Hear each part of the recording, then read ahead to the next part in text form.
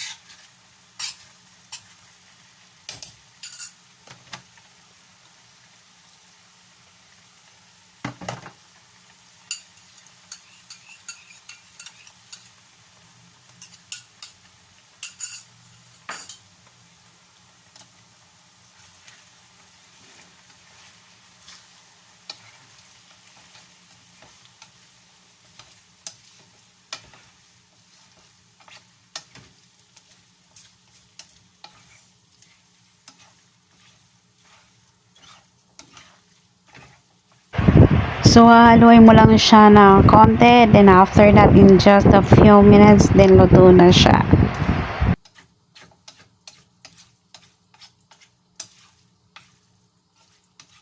Dry, as in dry na dry. You need to still moist noodles kasi para hindi siya masyadong dumikit sa kawali.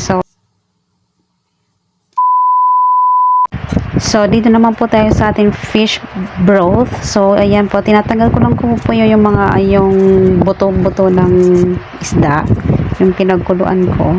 So, ang gagawin po natin dyan, maglalagay lang po tayo ng cornstarch.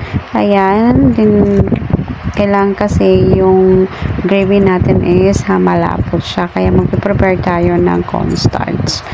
Then, nilalagay natin yung cornstarch sa fish broth. And then, pagkatapos yan, kailangan siya yung gravy niya, yung soup natin is maging sticky. Then, i-add natin po dyan. Ilalagay na natin yung ating fish na yung ginawa natin fish kanina na fish fillet na marinate natin. So, ilalagay lang siya natin. After nun, lalagyan na natin po siya ng egg. So, halo until yung moist ng ng mixture ng ating gravy is malapot siya. Then, ilalagay lang po natin na siya sa noodles. So, that's it. So, ready to eat na.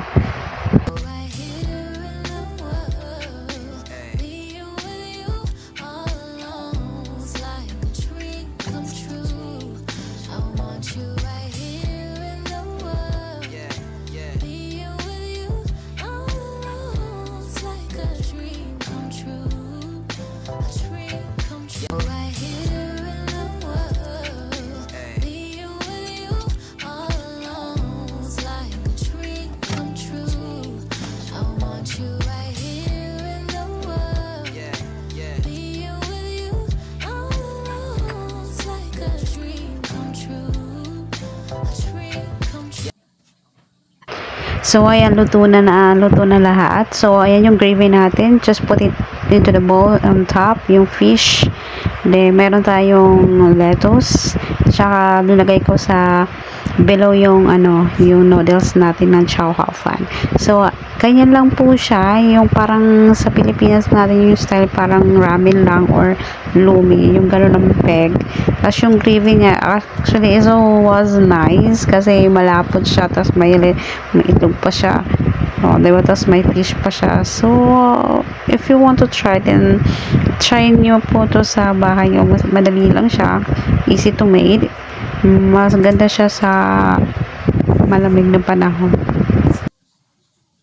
So, hanggang dito na lang, and thank you for watching, guys. Enjoy for my chow, have fun. So, please give me thumbs up and subscribe for my YouTube channel, and bye for now, and see you next my video.